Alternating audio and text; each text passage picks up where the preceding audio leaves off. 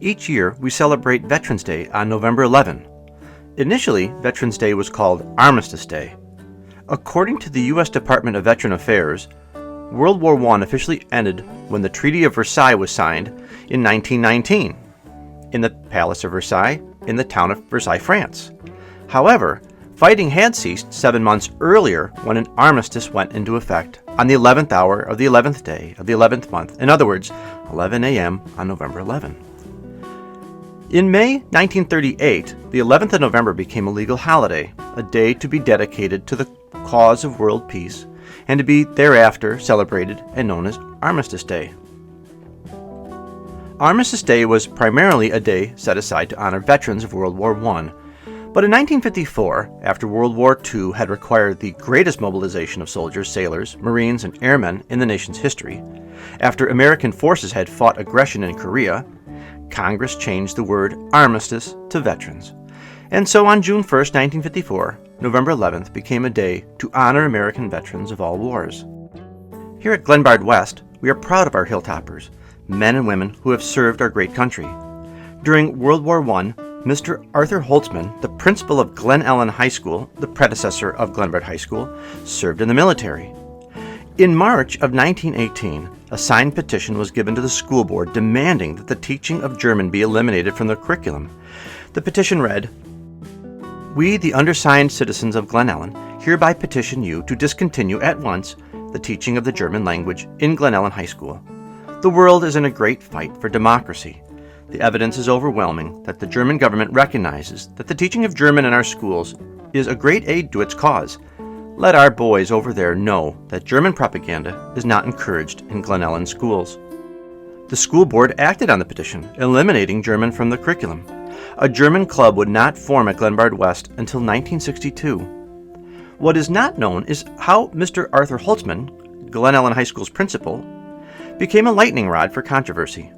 Somehow his German last name, Holtzman, caused Glen Ellyn citizens to question his patriotism, urging him to prove his patriotism by joining the United States military. Citizens became incensed when they learned erroneously that the school board requested a military exemption.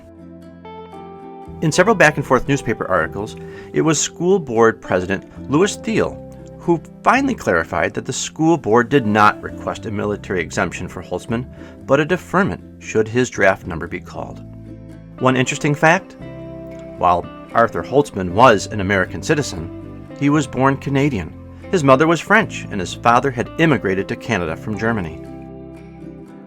It is unclear why, but Mr. Holtzman resigned in May 1918 to enter military service.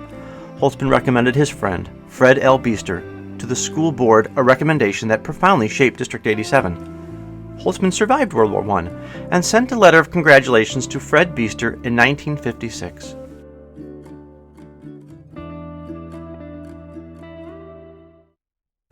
World War II had an enormous impact on the students of Glenbard High School, as young men and women were drafted and joined the armed forces. One precious artifact the school possesses is a fragile collection of newspaper articles and other information of these brave men and women.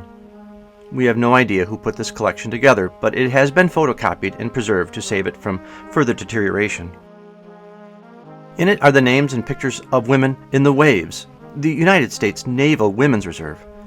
It memorializes those killed in action, salutes those in the Coast Guard, celebrates those who escaped Germany after a 65-day hike, and congratulates those who finished their training, men such as 19-year-old Orville Davis, who lived at 818 Hillside Avenue, and Andrew Baylor, who lived on Park Boulevard.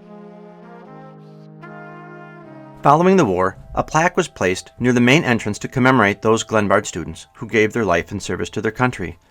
There are 71 names on that Gold Star list. The plaque reads, "In honored memory of these men of Glenbard High School who made the supreme sacrifice in World War II." A second plaque was installed in 1983 to honor the 13 Glenbard West students who died in the Korean and Vietnam Wars. 1961 graduate James Benfield suggested that a similar recognition be given to those who died in Asia.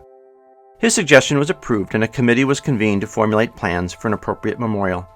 Art teacher Mr. DeVoe designed the eagle and made the clay model of the bronze tablet at a cost of nearly $1,500, all of which paid by contributions. An overflow Memorial Day crowd was present when seniors Linda Pals and Kean Lloyd presented the tablet to Mr. Wallace Capel, whose son Bruce was an early Vietnam casualty. It was a moving tribute to those whose service had been so often questioned and attacked. One mother wrote, "After all these years, they are no longer the objects of ridicule and hatred." For those who were present, it was perhaps the start of the healing process. It reads as follows: "In honored memory of these men of Glenbard West High School who made the supreme sacrifice during the wars in Korea and Vietnam." But this is where our story stops. The Glenbard West Historic Society has almost zero information on those who served and deserve recognition on Veterans Day. With Memorial Day set aside to honor and mourn those who have died while serving, Veterans Day is a day to honor American veterans of all wars. I, Steve Wiersum, your narrator and host, can name Bobby Lendebarker, who was a student in both my wife, Elizabeth Wiersum's sophomore English class, as well as my own senior English class. He joined the Marines and reported to boot camp only hours after graduating from Glenbard West. His science teacher, Kim Simarco, on the right, threw a going-away party for him in her biology class. Are you a Hilltopper veteran? Perhaps your father, mother, brother, uncle, aunt, grandparent was a Hilltop veteran. If so, we're asking you to add their name in the comment feature below. To those who served, we say thank you. Thank you for being an example of our Glenbard West motto: pride, tradition, excellence, as well as living out our West way, being respectful, involved, successful. We thank these men and women and honor these veterans. Thank you for adding your names in the comment feature below.